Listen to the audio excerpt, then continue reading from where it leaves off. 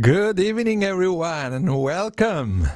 It's my great pleasure to welcome all of you to our to this show, this wonderful evening that we are going to have a very special guest.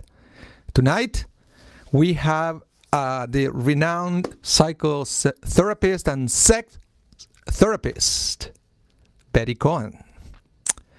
But before we introduce to our guest for tonight, I have another person to welcome and to introduce, and I'm going to do that in a minute. But first, I would like to remind all of you that we have the chat that our speaker and myself and other people that they're going to introduce themselves in a minute are going to be following. So if you have any questions, we have any suggestions, any comments, please use the chat to let us know.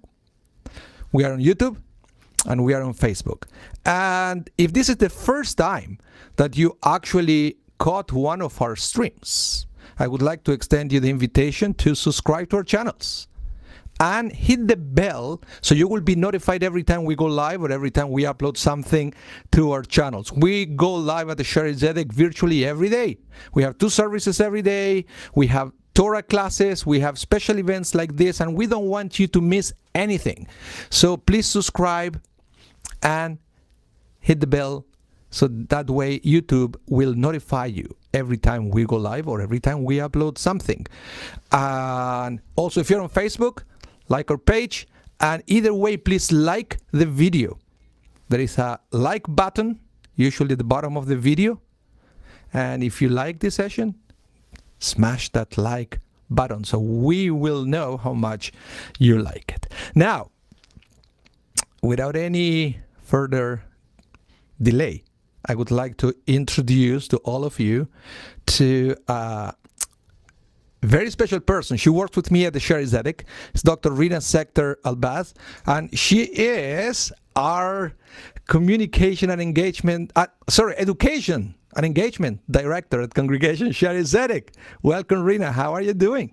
Good, thank you, Rabbi. Thank you so much for looking after all of the details of the backstage and the front stage.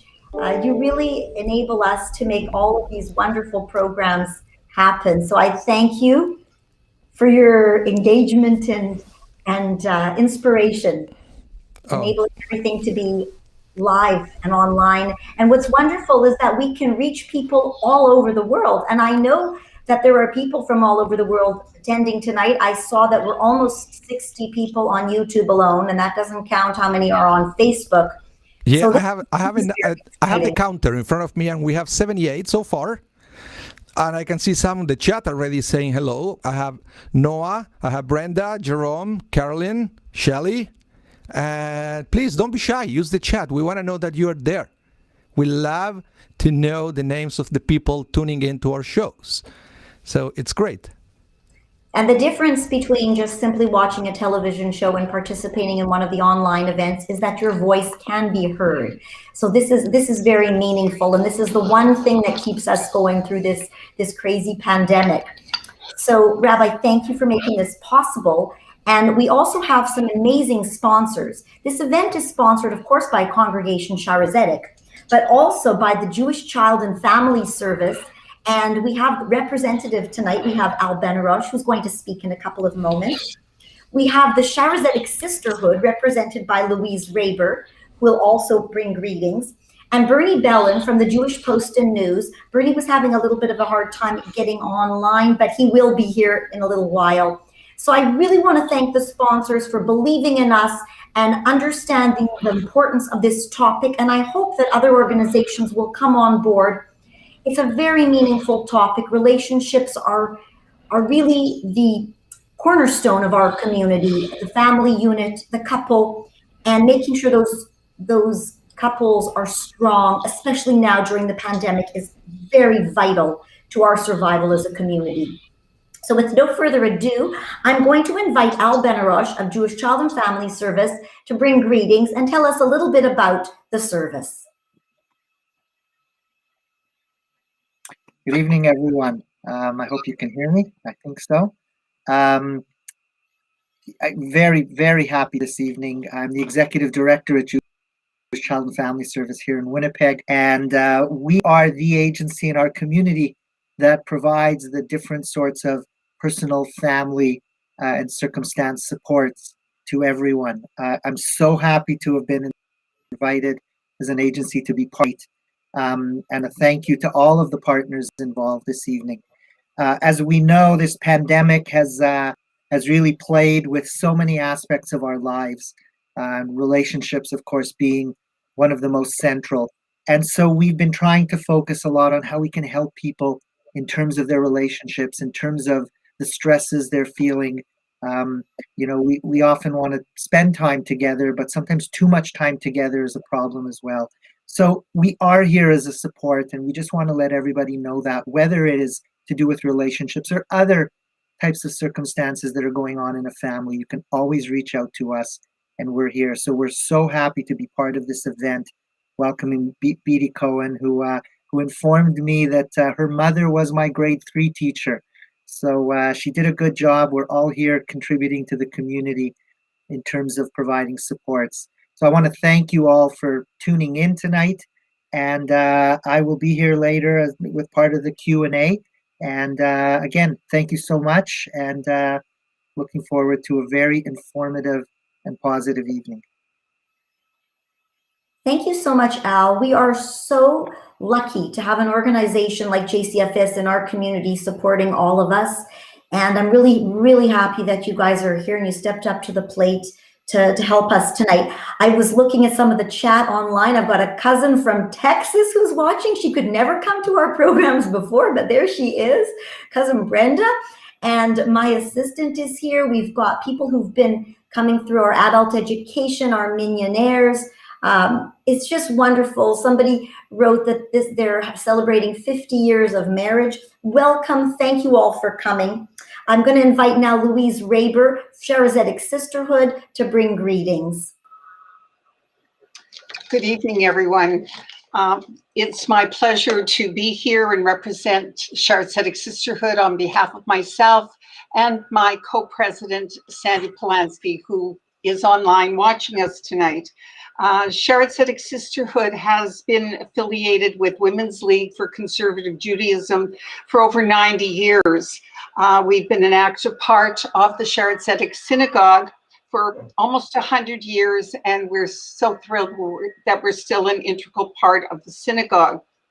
We offer women of all ages the opportunity to come together to socialize, to work on special projects, and to learn through programs such as the Interfaith Luncheon, held usually in the spring of each year, the book club, which we have launched online now, the very popular Talit weaving program, the Sisterhood Shabbat, and a variety of social and educational programs such as tonight.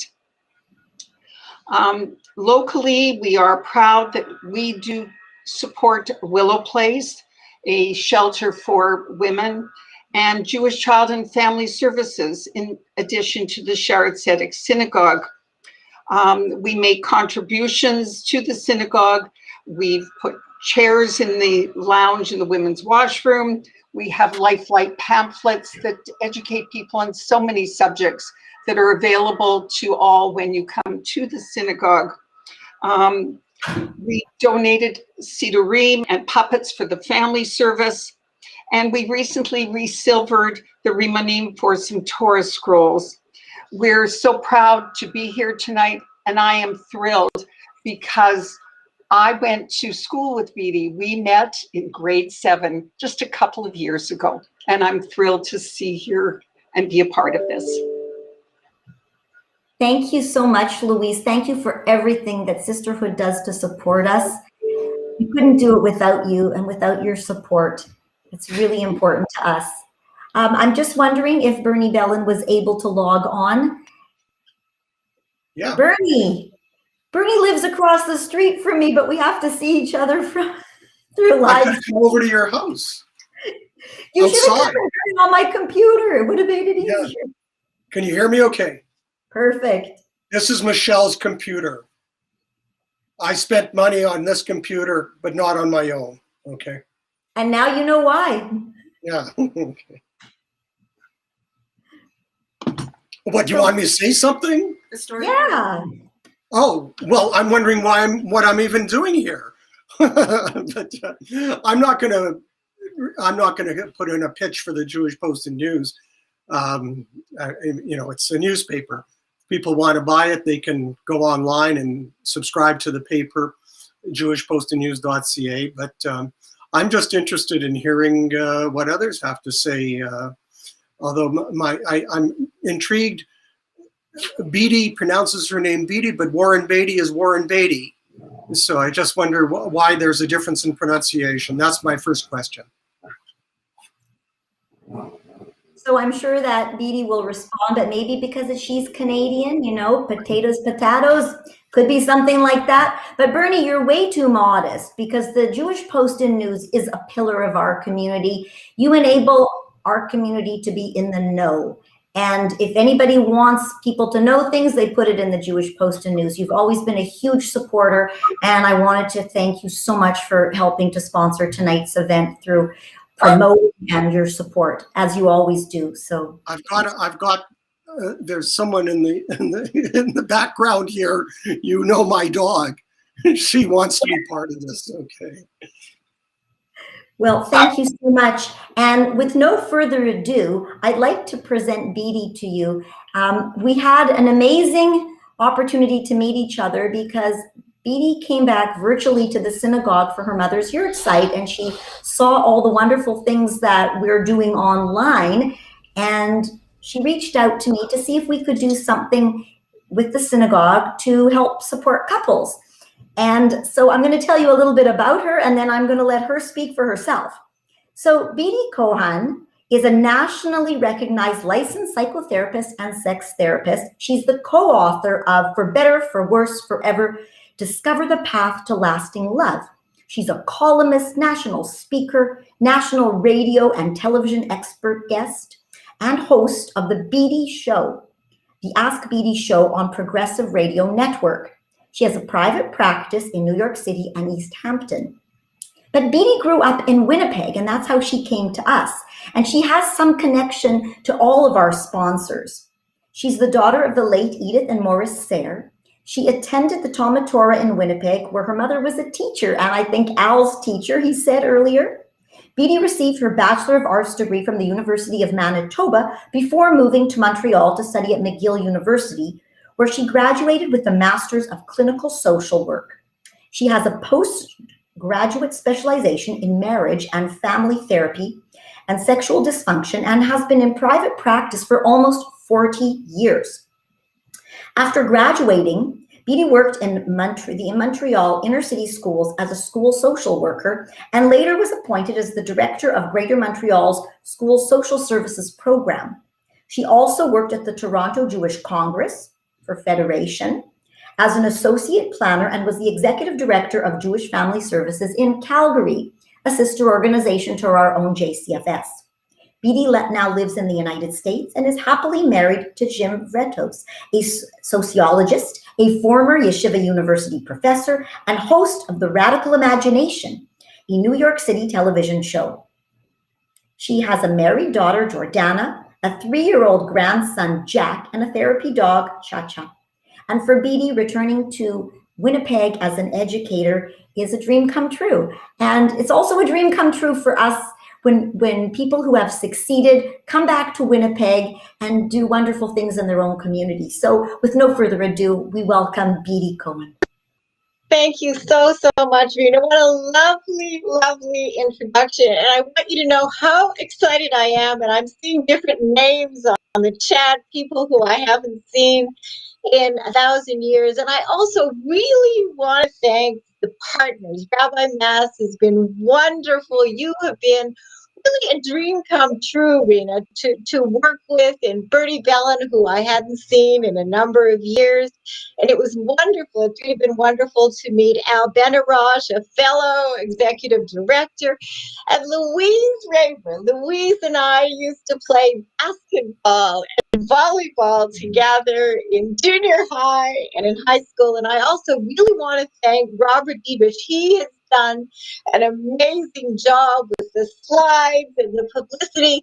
And I want everybody to know what a really progressive Jewish community that you are. And I wish that there were more communities around the country, in Canada and in the United States, who took this subject about relationships as seriously as you all are doing right now.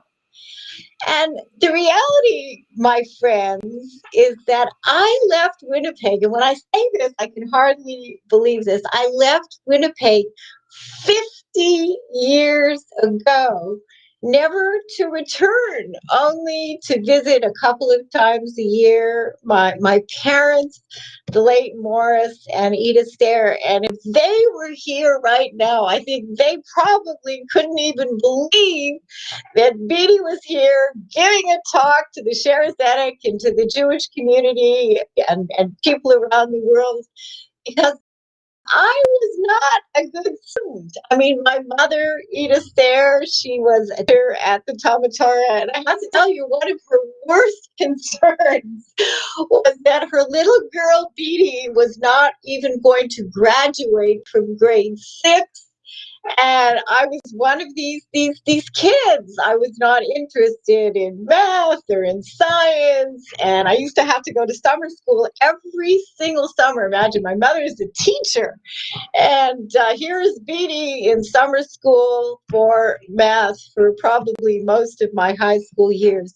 But the one thing that I was always really interested in was people and relationships. And when I was getting ready for tonight's presentation, I was remembering that I would be in my room and the door would be closed and we would have company. And I was so curious to listen to what everybody was saying. And I'll tell you a really cute story, which probably changed the trajectory of my life. One Hanukkah, my parents, they bought me a white transistor radio. And again, it's like it happened yesterday. And I was about maybe 10. I was trying to remember exactly, 10 or maybe 11 years of age. And I don't know how I did this, but I used to have the transistor radio under my pillow and I would be listening to music. And somehow I found a show at midnight every single Sunday night that was called Ask the Pastor. And it was, believe it or not, it was a call-in counseling radio talk show. And I was so excited years later that I actually met Pastor Eglin. And I would listen. It aired live from 12 to 1 in the morning every single Sunday night. And I used to listen to all the people, and they were calling in about their romance problems and dating problems and marriage problems. And how I really knew anything about this, I'm not sure, but I was fascinated.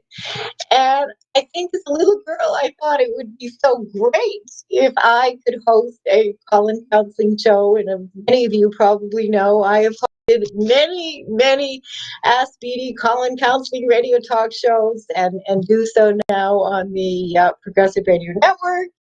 And you can listen to me every Monday afternoon from 3 to 4, where I take people's calls and emails.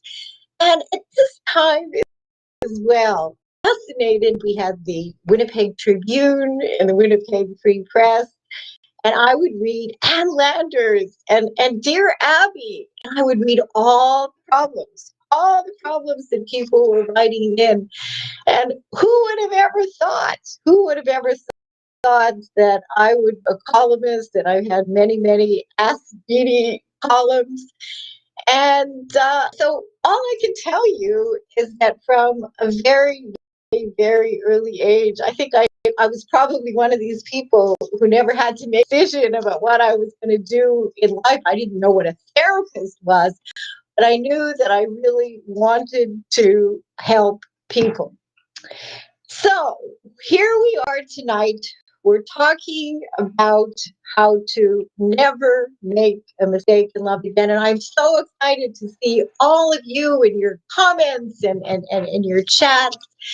And let's take a look at the reality of what is going on in this crazy world of ours when it comes to the world of relationships. So did you know that the divorce rate for first marriages is 48%? So it's almost 50% of couples who marry, 50% of couples divorce. For second marriages, and one would hope, you make a mistake the first time, you're young, you don't know anything about relationships, and hopefully you're going to do better the second time around. But unfortunately, divorce rate for second marriages is 68%.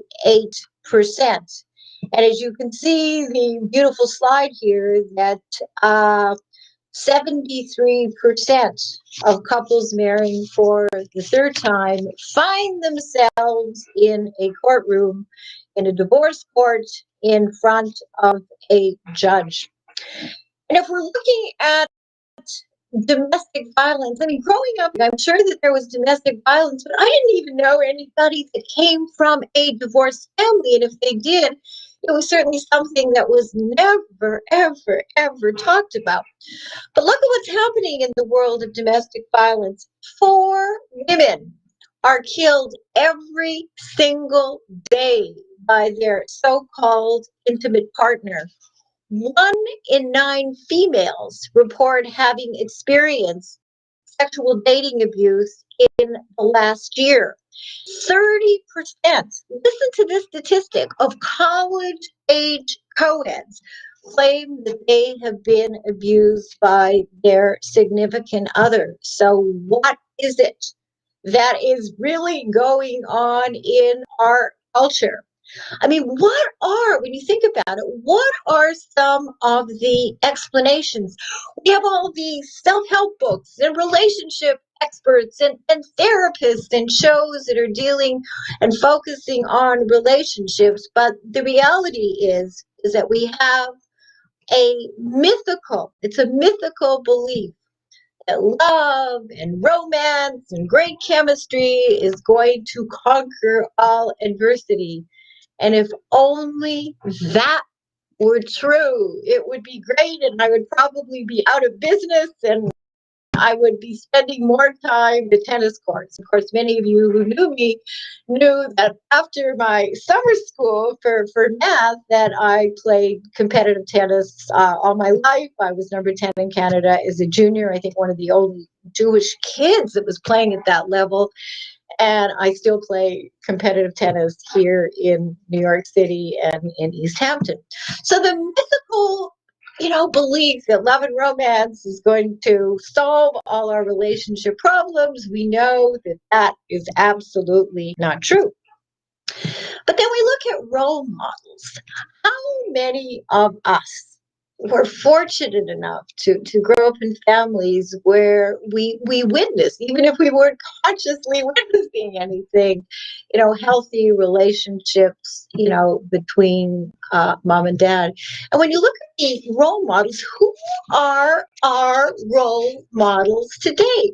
I mean, just look at the portrayals on television here in the United States, and I'm sure some of you may watch these shows as well. The Housewives of New York and the Housewives of Beverly Hills, and on occasion, I will look at what shows are playing on Lifetime, and all these shows all they portray are dysfunction and more dysfunctional relationships.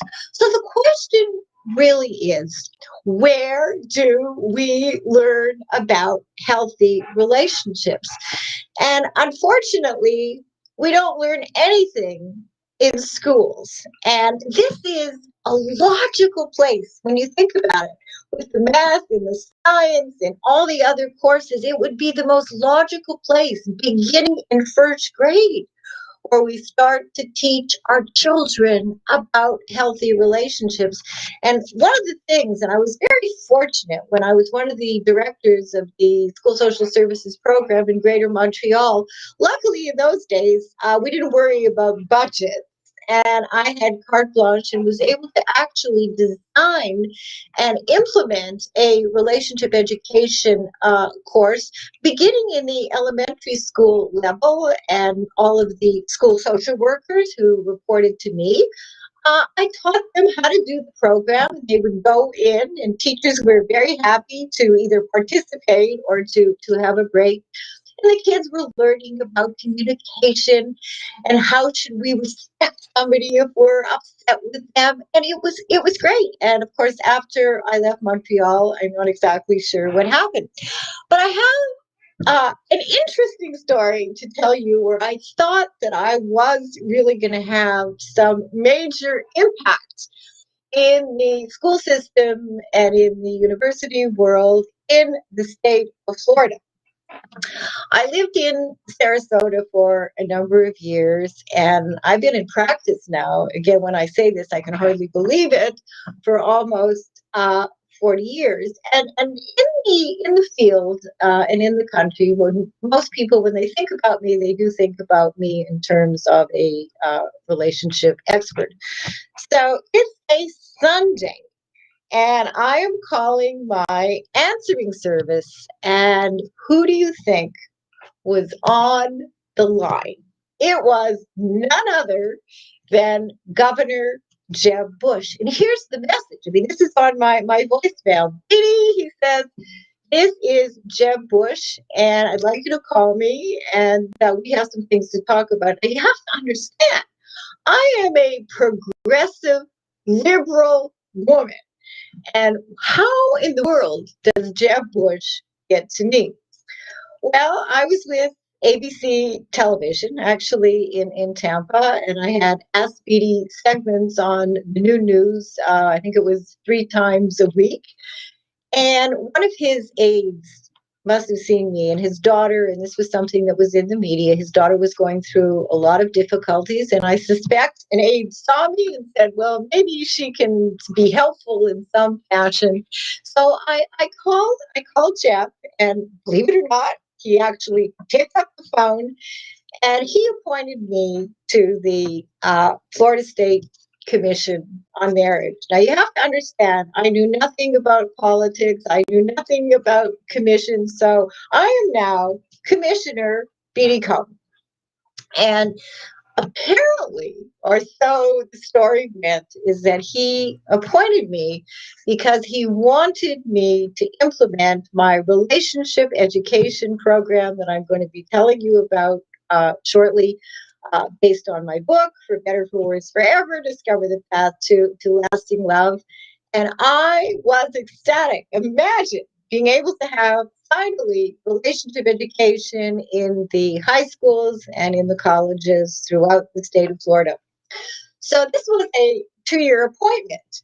And for 2 years, I went everywhere in the state of Florida. I met with everyone, with every major decision maker in education, in social services. I attended meetings and meetings and meetings. And I want to tell you what happened as a result of my 2-year, I guess you could call it a tenure as Commissioner Beatty Cohan. What I discovered was nobody who was in a position of power cared in any way, shape, or form about relationship education. When I would go to the schools, the teachers cared, and the principals cared, and the guidance counselors cared, and that was the end of that.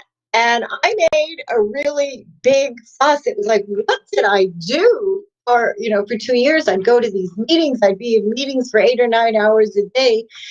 And I guess I was pretty naive about what the political process was really all about. And that was the end of my being Commissioner Beatty Cohan. And it was a real learning experience, and it was a real disappointment.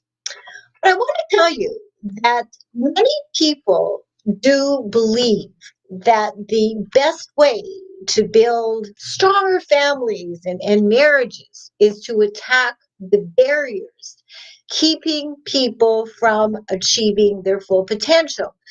Issues like poverty and racism and income inequality and sexism and unemployment and addictions are often cited as the primary reasons for the breakdown of relationships, the breakdown of the family, and the breakdown of marriage.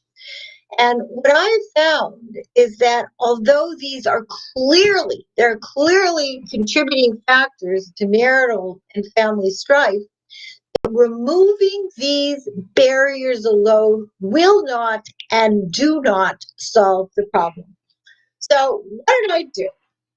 I did research with 450 people. I can hardly believe it. We did this in groups and individually in the Providence, Boston, and Connecticut areas, which culminated in my book, For Better, For Worse, Forever, Discover the Path to Lasting Love. And the book was really for my daughter, Jordana. I wanted her to have a really, really good guide as she was navigating the dating and the relationship world. So what did I discover? Well, I discovered a number of things that I really want to share with you. Number one, unless each of us is in a really good place emotionally and psychologically and psychiatrically, it is virtually impossible to have a successful relationship with anyone. So what this means is we need to be willing to deal with our own issues. It's very easy to blame our partners and to blame our parents, but the fact is that we have to deal with the depression and the anxiety and the abuse and traumas, various different traumas, so many emanating from our own family of origin, so that we are going to be okay. And as I used to tell Jordana all the time, I'd say, honey, the relationship needs to be the icing on the cake, hopefully a genie's cake. And next time I'm in Winnipeg, I've been telling my husband Jim about this genie's cake for years. But seriously, the relationship needs to be the icing on the cake, and we need to be the cake. We need to be solid, and there is no way around this. I wish I could say to you, if you fall in love and the person will, meet all of your needs, and you won't have to deal with your issues and traumas, but that has not been my clinical experience in 40 years. Number two, we learn the real ingredients that go in healthy relationship, and unfortunately people don't know. It's not their fault. I'm not blaming anybody, but there is a learning curve here that we really need to learn it. Number three, we need to be open and willing. And I promise you, for me, it's not about selling books and it's not about money, but we need to be willing and open to use my formula, my 10-step formula, which I'm going to talk about in a few minutes, which teaches you how to accurately assess. Yes, assess. It's not romantic, it's not sexy, but it is necessary to accurately assess who is right for you and who is wrong for you before committing to any serious relationship. Because when you think about this, we assess everything in our life. We assess our phones and our computers and our cars and our real estate and our lipstick. I mean, we're constantly assessing, and we're constantly reading reviews. But when we think about relationships, I think the term assessment and evaluation is probably something that we never use. And with my formula, which I'm going to be talking about, and I'm going to be so eager to hear your feedback about what you think about all of this, it absolutely changes the way that we look at relationships forever. It empowers us, it educates us, and above all, it really keeps us safe. Before the formula, Beatty, in her spontaneous way, I would meet someone and I would say, I've met this really terrific woman, or I met this really nice person, or this really, really smart man, or this really trustworthy, man or woman. I would never, ever, ever make that kind of a statement today. So what would I say today? What I would say is that I have met somebody who he appears to be wonderful and nice and trustworthy and loving and honest.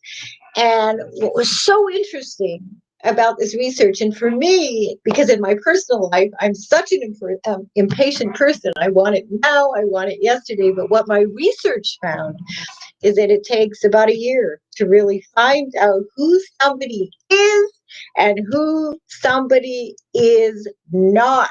And I found that process cannot be fast forwarded. Now, obviously, if you're starting to see a lot of red flags and there's abuse and there's terrible communication and no problem solving and, a number of different things, you're not going to stay in the relationship, for a year.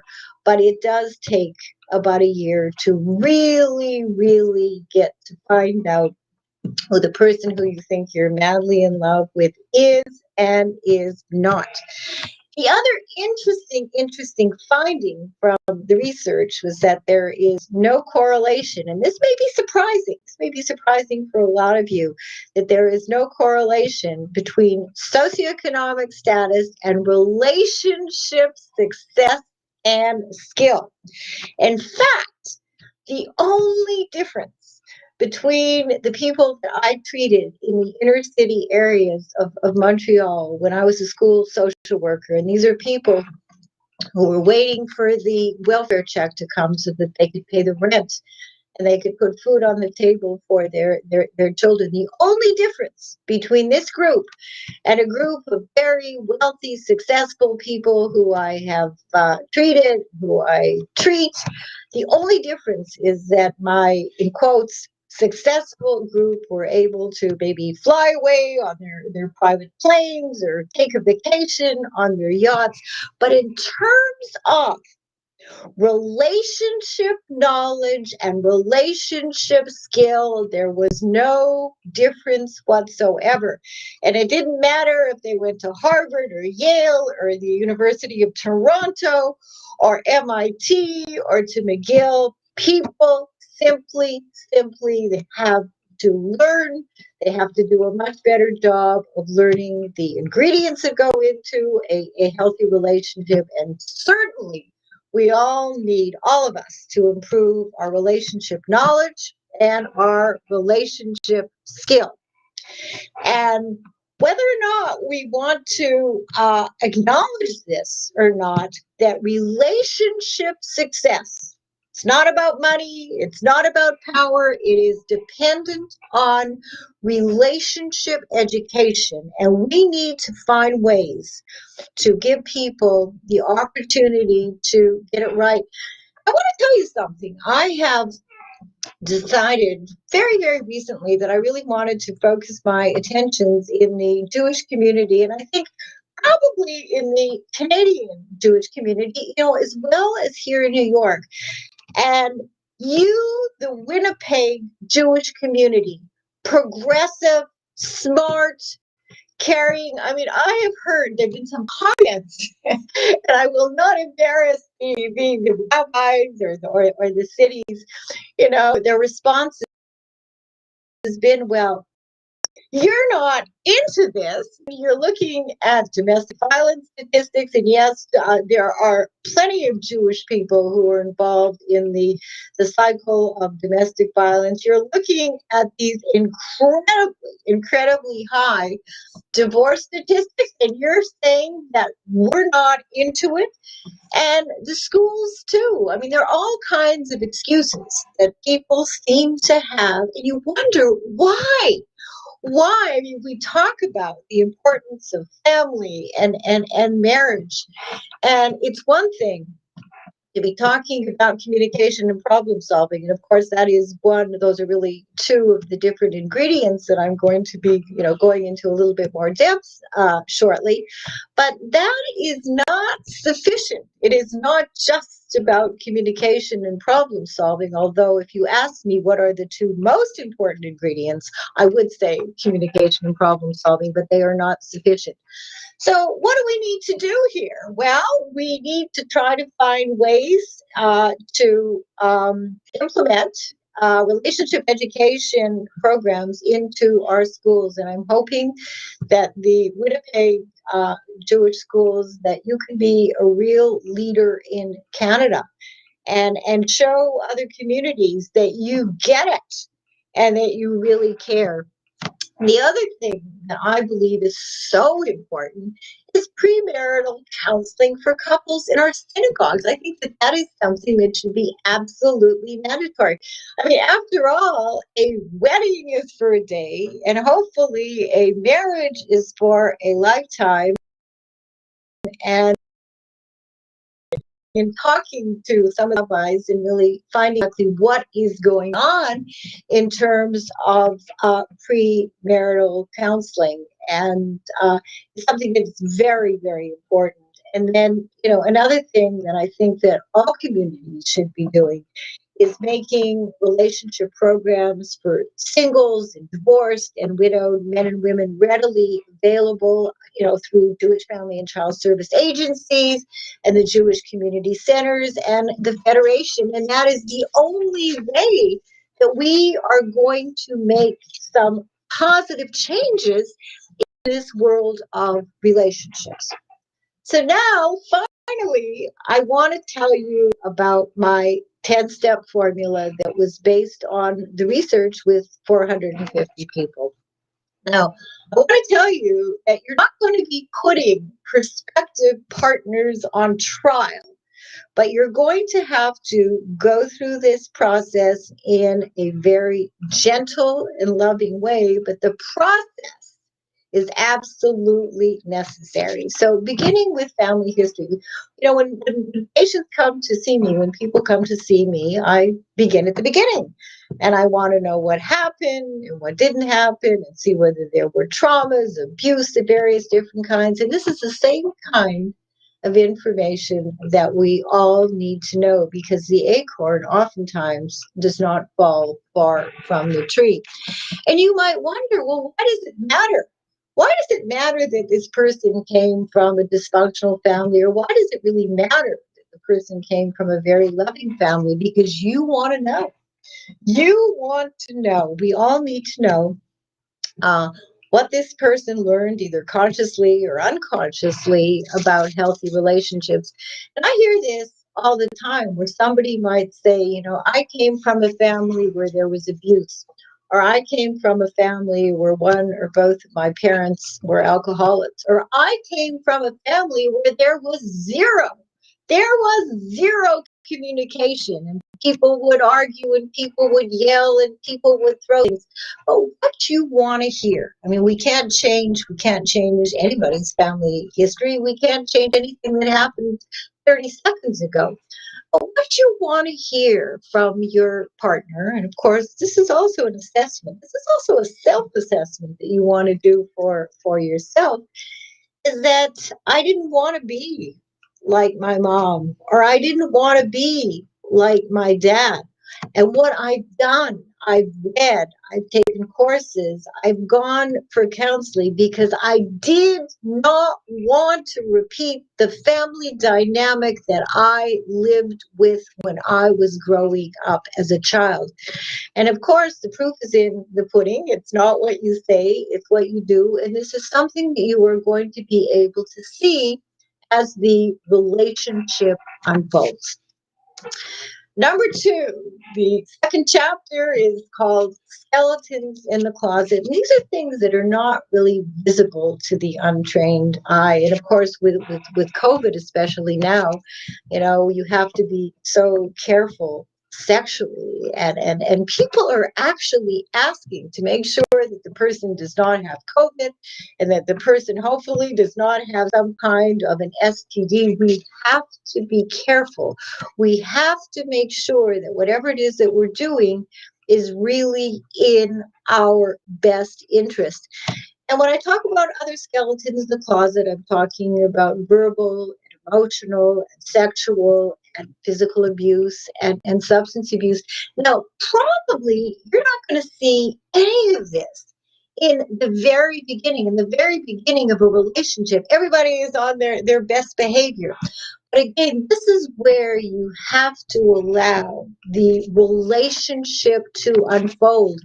And when you are dealing with sticky situations, then you are going to be able to see how your partner and how you react when things are not going well.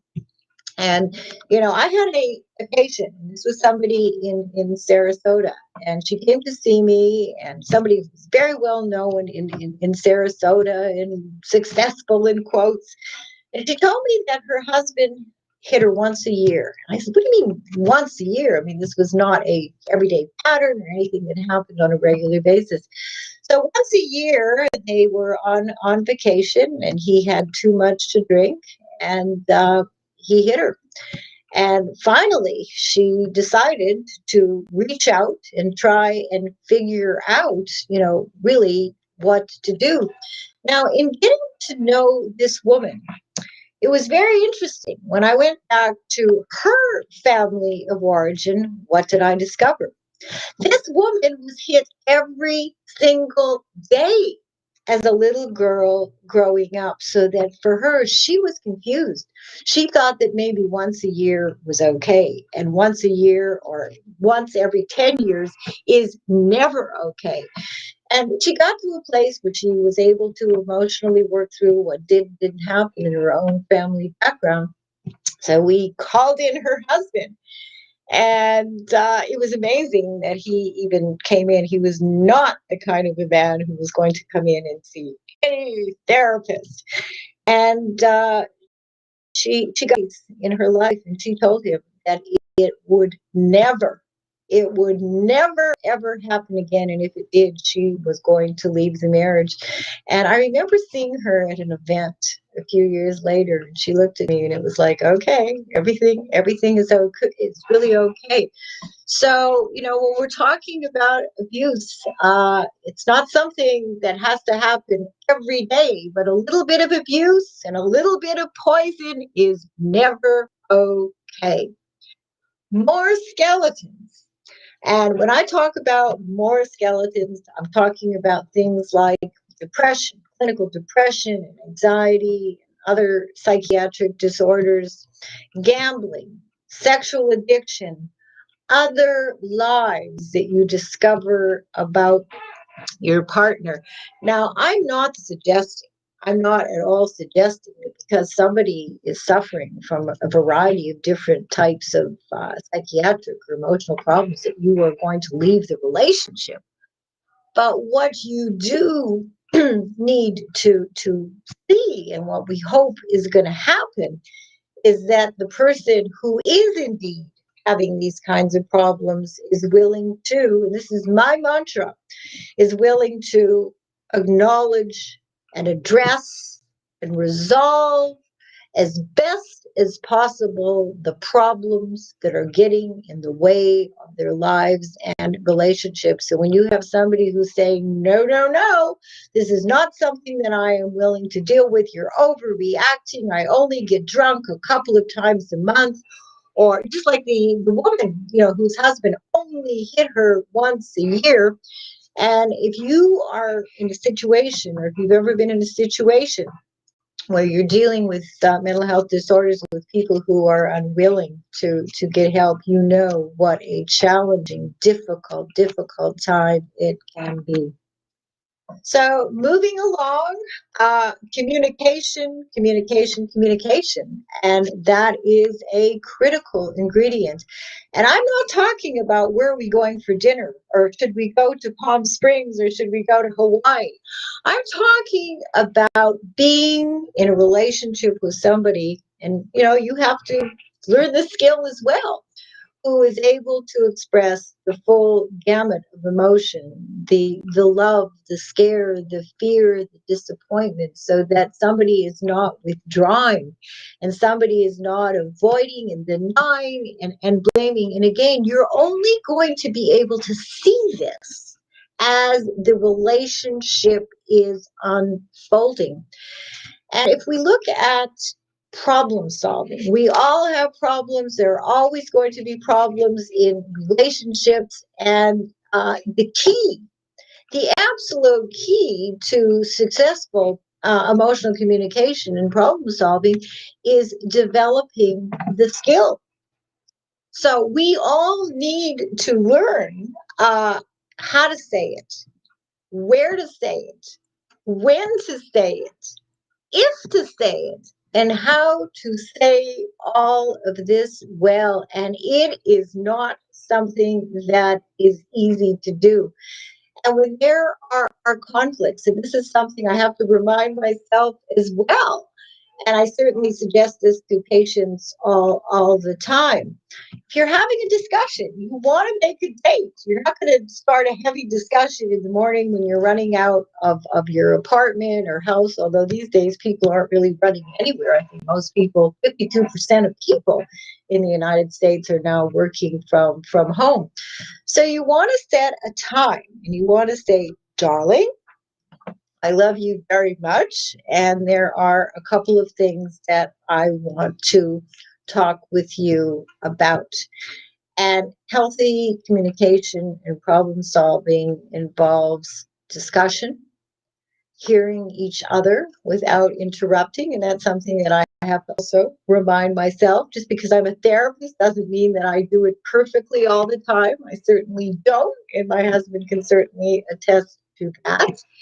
So discussion and compromise and trade-offs, and we're always looking for a win-win resolution. But again, it's not pleasant to raise unpleasant kinds of issues. But if you don't, what happens is that all of the resentment and the disappointment and the upset and the anger and the depression, it doesn't go away. But all it does is that one day there is going to be an explosion of some kind. So what I suggest is that you don't wait weeks and months and years to bring things up. And if things are problematic, if you're feeling upset, if you're feeling uneasy, if you're feeling angry, if you're feeling depressed, the best possible thing that you can do is to say it. And of course, to say it well. Then I want to talk about intimacy. And when I'm talking about intimacy, I'm not talking about sex. That's another chapter, which I'll talk about in a moment. When I'm talking about intimacy, I'm talking about caring and sharing and respect and consideration and love. And can I help you with the dishes? And can I walk the dog an extra time because it's very, very cold outside? This is what I mean by emotional intimacy. And again, you're not going to see this necessarily in the beginning, but as the relationship unfolds, you will be able to see all of this. I mean, that's one of the great things about this, is that everything is visible if you know exactly what it is that you are looking for. So we all want the caring and the sharing and the love and the consideration. And hopefully that is going to be something that is going to be very present and ever present in your relationship. It is a critical ingredient, although all of these ingredients are really very, very critical. And then we get to love making, the agony and the ecstasy. Now, how much talk is there these days about sex? I mean, when I was growing up in Winnipeg, nobody ever talked about sex. I think that there were some girlfriends that I had. My parents and I, we lived in the North End on Burn Avenue, and there were lots, and we talked about boys, and we talked about kissing, and we talked about sex. But there was no discussion with adults, certainly not in my home, when it came to discussions about sexuality.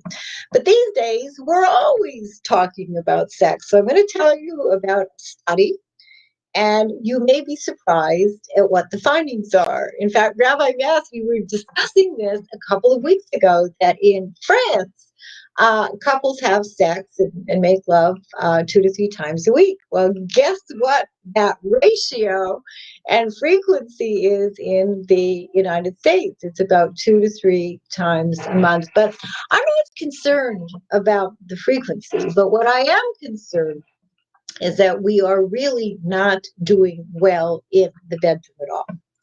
So there was a very interesting study, and now I'm wearing my sex therapist hat at Pittsburgh Western Psychiatric Hospital. And this was a study involving 100 happily married and very happily married heterosexual couples who, at least on a conscious level, they were not there to get help. So what did the study find? Well, they found that 50% of these happy and very happy women had difficulty becoming aroused. 46% of these happy and very happily married women had difficulty achieving orgasm. 15% of these women were unable to achieve orgasm under any circumstances at all. With the men, 33% of the men experienced some issues with premature ejaculation, which, by the way, is a very easy problem to solve, as long as you are willing to acknowledge, address, and take whatever steps are necessary to solve the problem. And this is a number that you may or may not be surprised about, and that is that 52% of men between the ages of 40 to 70 reported issues with erectile dysfunction. So what is it that is going on, and what is it that we need to do if we are going to have satisfying sex lives? So here we go again. Each of us needs to be in a good place. And if you're depressed, and if you don't like yourself, and you don't like your body, and you're having eating disorders, and you're feeling stressed, or you're dealing with or have not dealt with early child sexual abuse or sexual assault, or there are religious beliefs, all of these are going to get in the way of your being able to relax and enjoy and have a healthy and happy sex life. Number 2, our relationships. Our relationships need to be in a good place.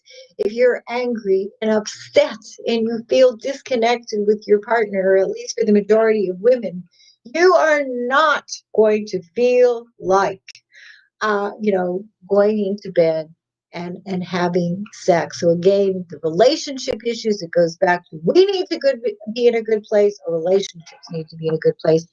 The other thing I want you to know is that there are significant sexual side effects with a multitude of prescription and over-the-counter medications, including, those of you who are on antidepressants, you're going to be able to attest to this, including antidepressants and other psychiatric drugs, high blood pressure medications, some antihistamines, decongestants, beta blockers, cholesterol medications.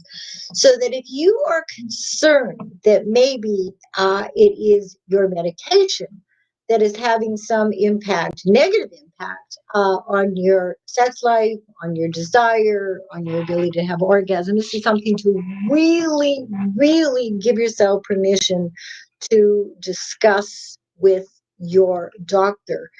And sometimes a change in medication and a change in dose can make all the difference in the world. And of course, there are always unwanted sexual side effects with alcohol. And remember, everyone, that alcohol is a depressant. It is a depressant. And people have lots of concerns with pot and with cocaine. And hormones is another subject that I'm not sure whether it ever really comes up with your doctor, because the fact is that we age, both men and women, our testosterone levels become a lot lower. And I had a situation with a man a couple of months ago, and he said that he had very little desire. He was having problems with erection. And I asked him, I said, have you discussed any of this with your urologist? Which he hadn't. So his homework was to make an appointment with his urologist and to have a testosterone level. And prior to my suggesting that, I had asked him, I said, had you ever, discussed testosterone with your doctor? And he says, well, my doctor said that my testosterone level was okay. Well, for me, I want to know what okay means. I want to know what the number is. So he has his testosterone level done, and the number was about 250, which is very, very, very low. The range is about 250 to 1,000. So that is a huge range. So the doctor did prescribe a testosterone patch, and he said that he really found within a couple of months that there was, a big, actually quite a significant difference. But again, these are all things, I mean, most of us, we don't even think about. We don't, how would we know to wonder about hormones and hormone replacement, because there's a lot of controversy in the media, and yet these are really important things that we as educators, that we really need to teach people and get the word out.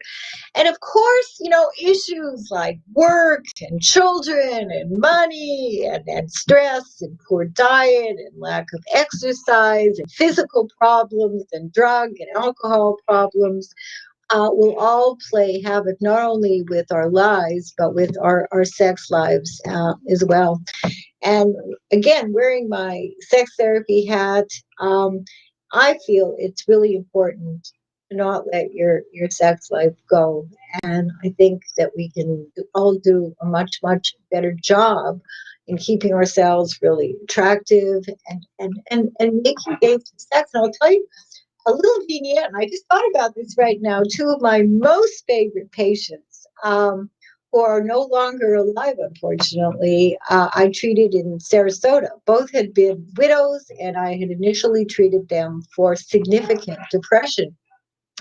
And after they started to feel a lot better, one was in her mid-80s and one was in her early 80s. And I really loved these women. These were two Jewish women. And I used to say, I want to be them when I'm in my mid and late 80s. And they started to date. And one woman in particular, let me just call her Charlotte.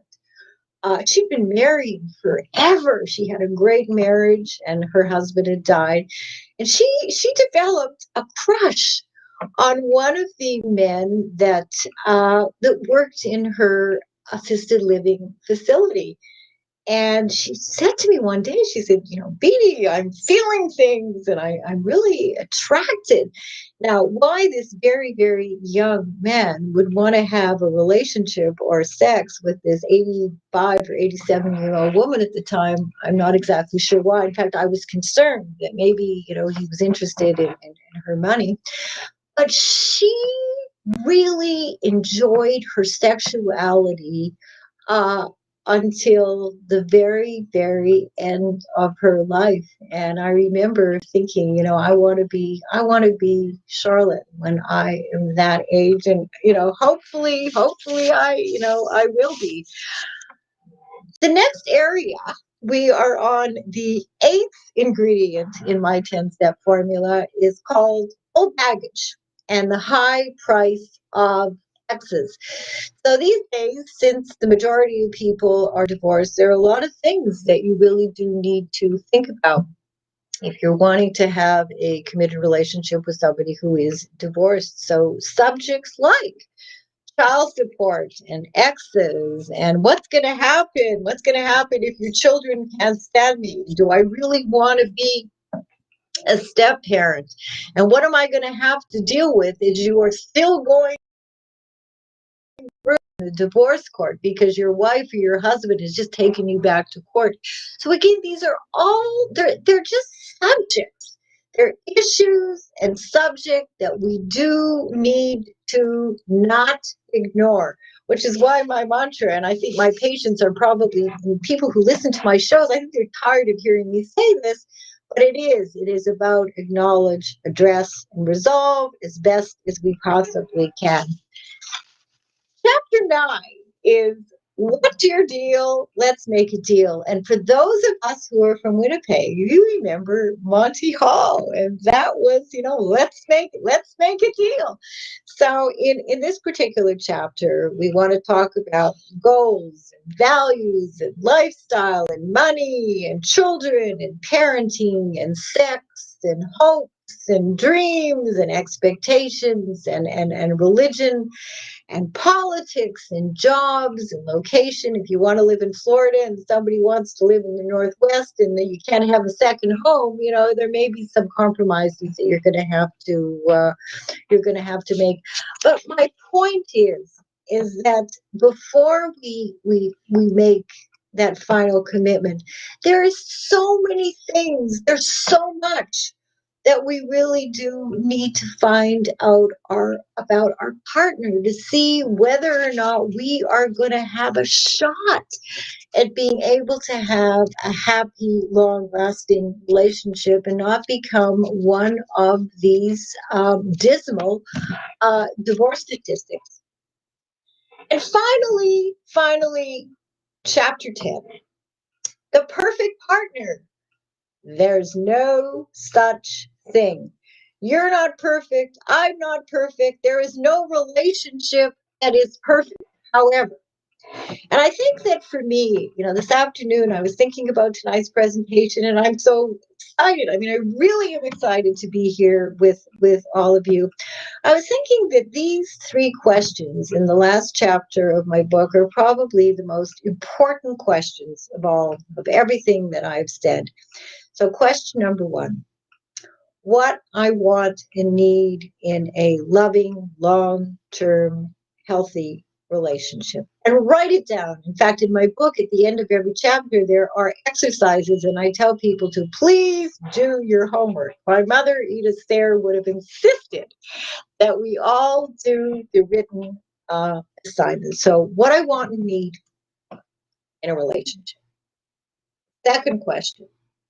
What I do not want and what I do not need in a relationship.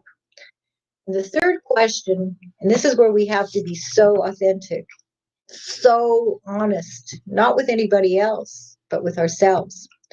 Describe my relationship. Describe the reality of my relationship.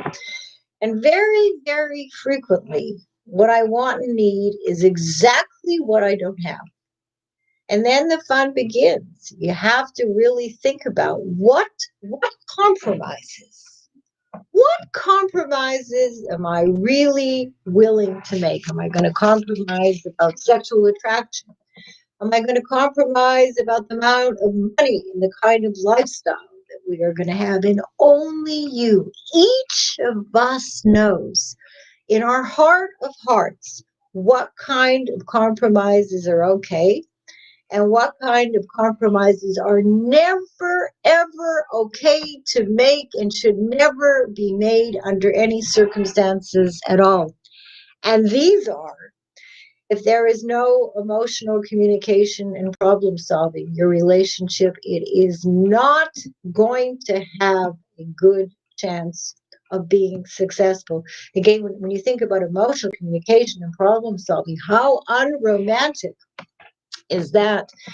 But those are keys.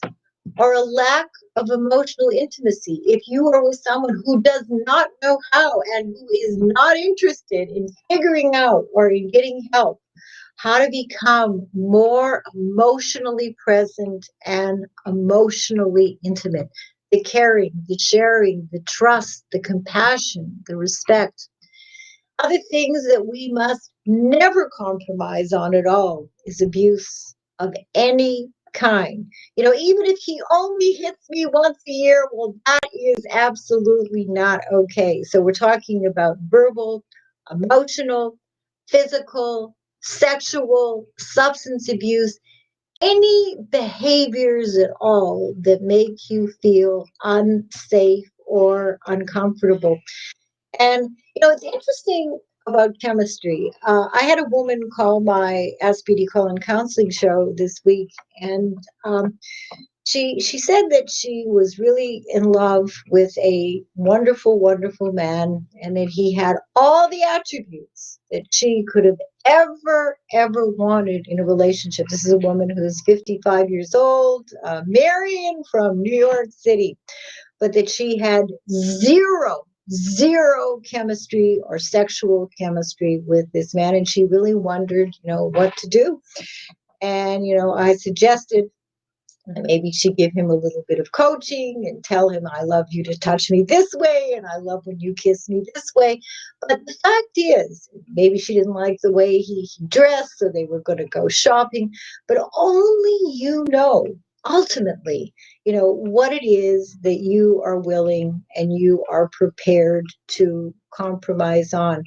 Other things, are you willing to be with somebody who is sexting? Are you willing to be with somebody who would want an open marriage or who thinks that extramarital affairs are okay? And I don't want to sound, moralistic here at all. I'm currently actually treating a woman from Sarasota, somebody who was a household name, and she's been married for 15 years. And she discovered, actually, very, very early on, that her husband was continuing to not only see, but financially support some of his old girlfriends. And, what was that all about? And she also discovered, and is continuing to discover, that he is sexting, and it looks like he has another life. And I suggested an amazing private detective, actually Beatty Cohan, who everybody probably knows about from the movie Crime and Punishment, and to see whether or not she wanted to find out the reality of what was going on. She knows that he's supporting other women. She knows that he is sexting and texting. And at this point, it was really interesting. She had this conversation with me, and then she had this conversation with Manny. She said, Beatty, she says, I'm not ready. I'm not ready right now to find out the truth. And this is a woman, she doesn't need anybody's money, and she's successful, and she's smart, and she could easily make it on her own. And yet people, they have to ask themselves. We all have to ask ourselves, what are we willing to accept in our... Well, everybody, this is what I wanted to be able to present to you tonight. And I am really convinced that if we all really thought about some of these things, and if we really took seriously the importance of assessment, that we would all find ourselves in healthy and happy relationships, and that we would never make a mistake in love again. So I am really eager to hear your comments and questions. And Toda Rabah. And again, I cannot tell you how wonderful it is for me to be back in Winnipeg. And I can see my parents just sitting there and saying, oh my, who would have thought? So again, it's a pleasure, and I look forward to comments, questions, and thank you so very much for having me. Hi, Beatty. It was really wonderful. You know, Winnipeg has been the home of so many famous, successful people, and we're so lucky when they come back to visit us and to help us. But you know that my background is communication and marketing, and I'm thinking of your presentation as sort of product awareness stage. Yeah. So here you are creating awareness that this even exists. For a lot of people, they don't even think about it.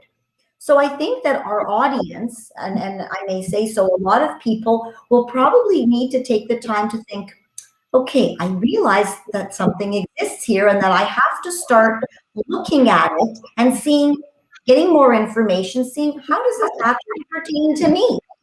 Right. Because that's how it happens when you see a TV commercial for a product. Like, you don't necessarily have a need for it or think you have a need for it. But I think everybody has a need to get this information and can improve their lives based on the things that you ask us to think about. And I'm sure that our sponsors have a lot of questions for you and that our audience has questions. So why don't we start with Al Benarosh? Al, I'm sure you're there and you have lots of things you want to ask. No, Hi. thank you, Beatty, so much. Thank you so much for that very informative discussion and presentation. And I guess being one of the sponsors, co-sponsors here, we get the prerogative of some first questions. Good. I have one that maybe is relevant for people now, uh, right now, because we're in the midst of a pandemic, and what I think is a little bit more general in terms of relationships. And when you put up those statistics about divorce, and you know, back in my psych degree, we always studied that, you know, the first divorce is the tough one, but the second or third get easier, you know, especially if you haven't changed anything, it just becomes easier to walk away and not put in the work. But right now, people, you know, they're in the throes of a pandemic. They may be in an existing relationship that may have been very healthy and very positive, or they may be embarking on a new relationship. And we have these situations now of social distancing and virtual communication, and the virtual world has become so much more prevalent and so much less um, involved in the physicality of things. What recommendations would you have for people in those situations for how they can make it through this and maintain positive experiences in their relationships? And then I'll pose the second question.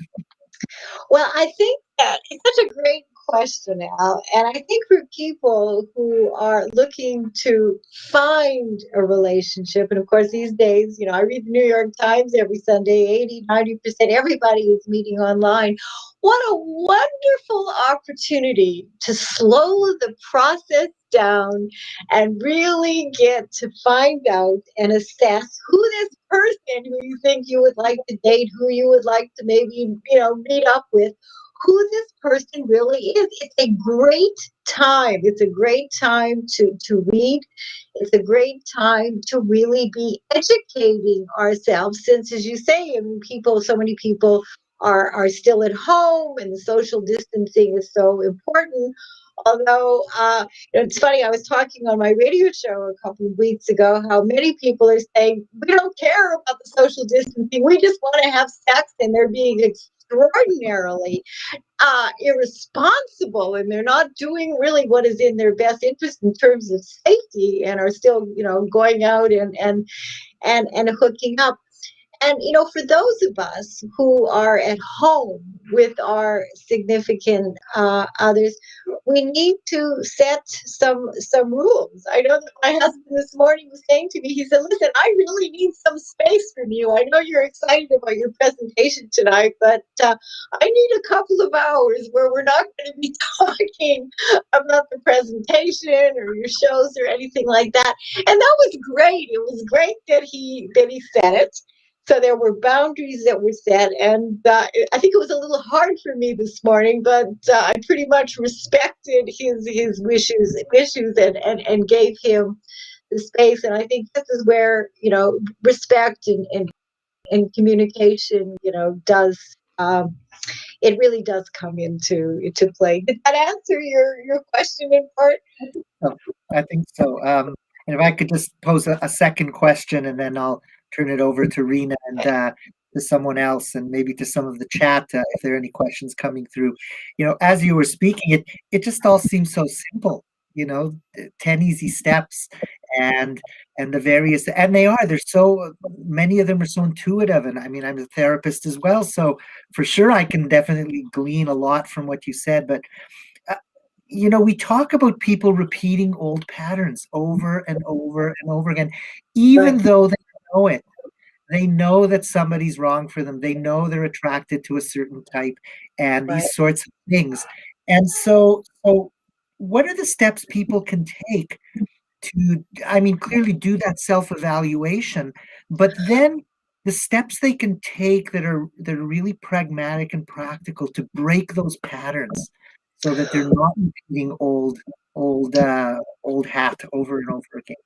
Well, I'll tell you a cute story, and then I will answer the question. On one of my call-in counseling radio shows, a man called, and he said, "Beatty," he said, "I've been married 3 times. I married a redhead, I married a blonde, and I married a brunette." And he told me about the relationships and the dynamics of the relationships. He really should have stayed with maybe the blonde or the redhead, because the patterns, just as you were saying, Al, they were absolutely identical.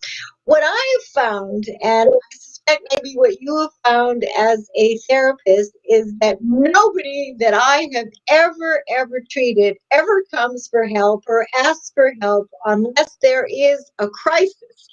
And what I've been trying to do with my preventative relationship education program is help to prevent the crisis from happening.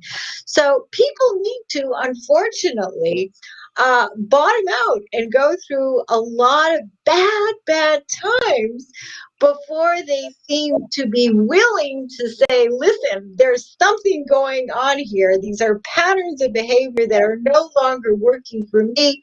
I've talked to my friends, I've read books, but I need to get some outside help." And that's something that I really try to encourage people all the time, is that we need to realize that we don't need to navigate this life on our own. It is way too challenging. It is way too difficult. And, Jim and I, we were watching the Australian Open, the tennis. And when I look at the players' boxes, they have a team of people that are supporting them. And I don't suggest that we have a team of people supporting us in life, but the fact is that it is a really good thing to reach out and ask for help when you're seeing that the same patterns are happening over and over and over again, and you may not know why. So this is why getting a second opinion and a second perspective is all good. And it is not a weakness, people. It is a strength to realize that we all need help. We have advisors of all different kinds. And I think that, people are still reluctant to reach out and ask for help from a qualified therapist. And of course, qualified, I underscore that, because certainly all therapists and all coaches are certainly not the same. So hopefully a presentation like this will motivate people to think and do a little bit of introspective work and say, aha, I think maybe I need to do something about the fact that I always end up with Mr. Wrong or Miss Wrong. Thank you. You're welcome. Thanks, Al. And thank you once again for the support of Jewish Child and Family Service. Know that even though we are in a pandemic, they are still serving the community. And that's really important. And I'm sure Louise also has a few questions. I do. These are more general. Just wondering, do couples who live together prior to marriage have a lower divorce rate? I know you spoke about people should get to know each other for at least a year, and then they'll learn more about each other. But there's people that live together for many, many years and get married, and you hear about them divorcing? You know, it used to be, the studies used to suggest that if you live together before you're married, that there was going to be a higher incidence of divorce. That is no longer the case. In fact, so many people do choose to live together before they decide to get married. And but again, I think that we have to be aware, whether you live with somebody for 10 years or you don't live with them at all. I think it still boils down to learning what ingredients really need to be present if a relationship long term is going to work. And when things start to get off track, whether you're dating or whether you're living together or whether or not you've actually decided to get married, do not let the problems simmer, but to recognize that we all have problems and there's always issues, and putting things under the carpet is not going to be the way to resolve things, whether or not you're living together or whether or not you're not living together. Again, it's about, I believe, education and an awareness of what really does need to be present if the relationship is going to succeed. And so oftentimes it boils down to excellent emotional and communication and problem solving skills.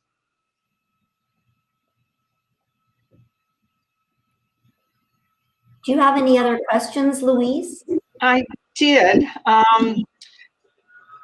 Life itself is not easy. We know it, especially nowadays.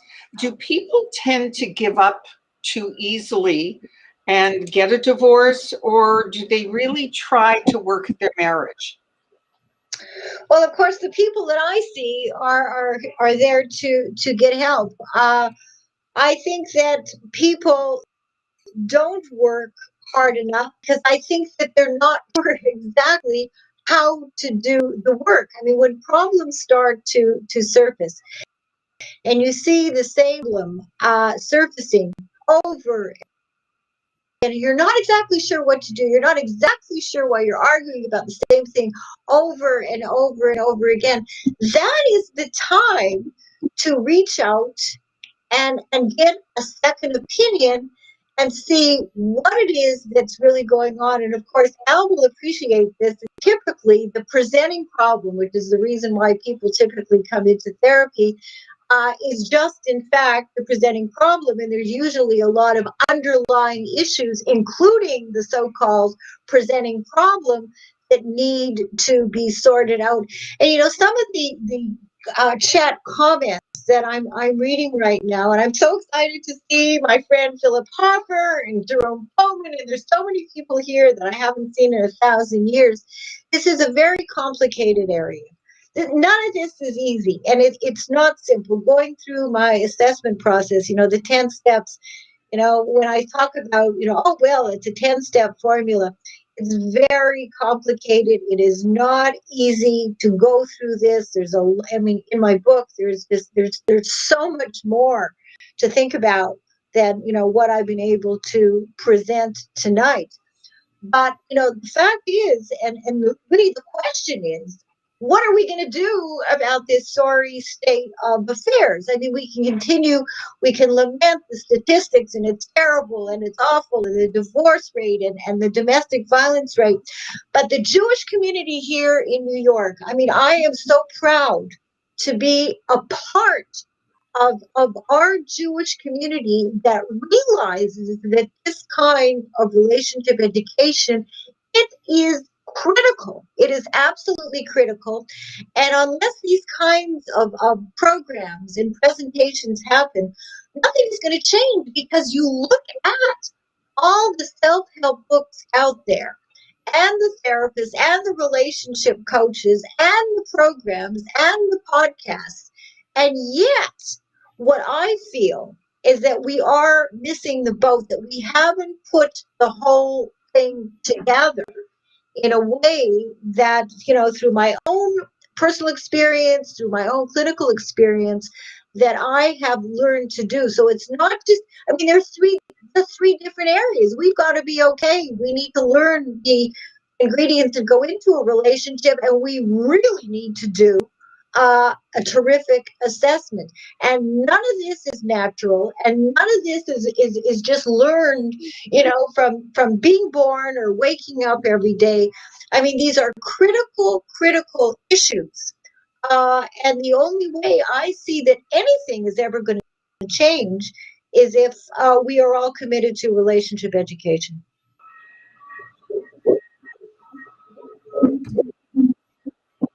Do you have any other questions, Louise?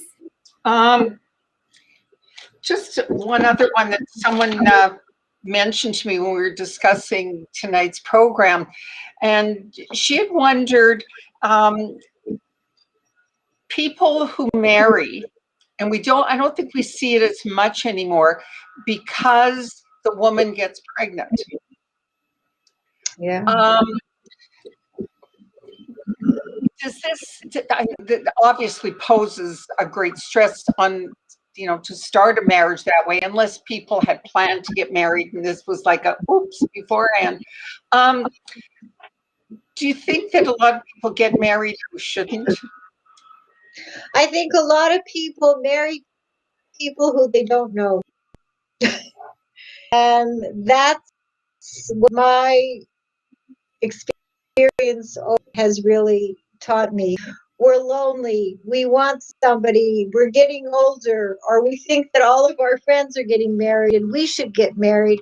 And what I have really found, Louise, over all of these years is because, it kind of goes back to, I don't want to sound like a broken record here, but if we don't know the ingredients and we don't know how to do an assessment and we haven't thought clearly about what we want, need, and what we don't want and need, that we're entering this really complicated arena without sufficient preparation.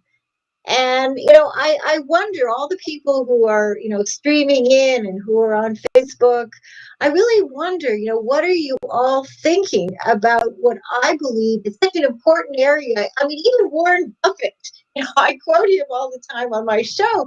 I mean, even Warren Buffett tells us that it's all about love. I mean, it's the most important thing that we could possibly ever have in our lives, and yet we are so often we're searching for love. The song, we're searching for love in all the wrong places, and we're searching for love, and we don't know what has to be present in a long-term loving relationship if it's going to succeed. So again, relationship education, that is, I'm on a crusade. My husband says, you sound like you're on a crusade. Well, I've been on a crusade since I did the research in 1997. Because I have clarity and I feel that this is good news. It's good news to know what people need to do so that they're never going to make a mistake in love again. I wish I'd known all of this when I started my own relationship journey when I was a kid. I didn't know any of this. Well, I think that today it's an eye-opener. It's a springboard, but it's certainly not the end of the adventure. I think it's the beginning, and people can ask questions. Before we leave tonight, I do want to take an opportunity to thank all of our sponsors again, the Jewish Post and News. Bernie Bellin couldn't stay on till the end of the interview, unfortunately. Socioeconomic Sisterhood, Jewish Child and Family Service, Robert Didich, Communication Director of Socioeconomic, Rabbi Mass. But I have one last question, because although we have an online chat, the majority of the comments were all just thanking you and expressing gratitude for what you presented tonight. And probably people will need to take a little time to let it percolate and let the questions, come to the surface. And when you do have the questions, I invite the audience to send me an email and I can share them with Beatty, and we can definitely get back to you. It's Rena@szwinnipeg.ca. You can find me on the Sharzada website. But you said something. You said we're looking for love in all the wrong places. So this would mean the love isn't in the bars. It's not at the socials. It's not in the places where people typically look. And these places, you're not going to really be able to do this assessment. So where do people go? Well, I would just respond to that. And by the way, Al Bedrock, I'm so excited. You know, Al just sent a chat and said that he would gladly partner and work with our clergy on a premarital counseling program. I would love to do that. I think that would be absolutely fantastic. Again, you know, kudos to the Winnipeg, you know, Jewish community. But, you know, Rena, I've changed my mind about, you know, the where people meet. You know, years and years ago, you know, I would say, well, I'm not so sure about people meeting online. I believe that you can meet somebody anywhere. However, you still need to know the fundamentals. You still need to know the ingredients that go into a healthy relationship, and you still need to do assessment. Now, plus people are meeting online. And so I don't think it really matters if you meet anywhere, as long as you are committed to yourself to do, of course, I say this all the time, what is in your best interest, and go through the process, getting yourself together, learning the ingredients, going through my assessment process, and there you're going to have it. You're going to know who your partner is or is not. And, you know, these days, I'm not sure about in Winnipeg, but nobody goes anywhere here in New York City. They don't. So people are meeting online. In fact, before tonight's presentation, I do a weekly discussion with the rabbi from the Jewish Center of East Hampton. So I had a whole group of people. We were talking about meeting because we're meeting online, and yet one of the things that I suggested is that even in the chats, let's say, of course, we can't see anybody, but let's say if you want to connect with somebody, I mean, you can connect with people on chat and say, I would like to continue the conversation, or why don't we email, or why don't we text, or why don't we maybe, you know, make a date in 6 months or whatever it's going to be to, to meet up. So again, it's the basic relationship education process that people need to be aware of versus where are we going to meet? I think that's secondary. Thank you. I appreciate that. And by the way, we have an opportunity for young adults to meet online next Thursday night at 7:30 in the evening after the Megillah reading. So you can find out more about that on our website. We are trying to make opportunities for people to meet, and not just for that kind of relationship, but just to make new friends too, because people are definitely looking to connect these days. I really hope that this will be the first of many wonderful things, Beatty. Now that you've come back to Winnipeg, we're going to keep you here at least virtually.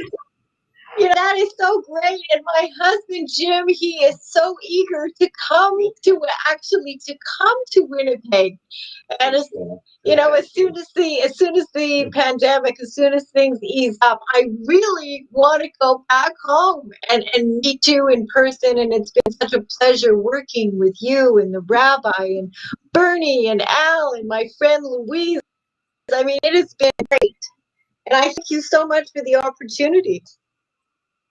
Thank you so much. It's been really quite a pleasure, and I look forward to doing more events and programs with you. Great. And we will follow up with Al. This is the beginning of a conversation. Good. Hugs and kisses, everybody. Thank you so much. Thank you. I have a little announcement too before I sign off tonight.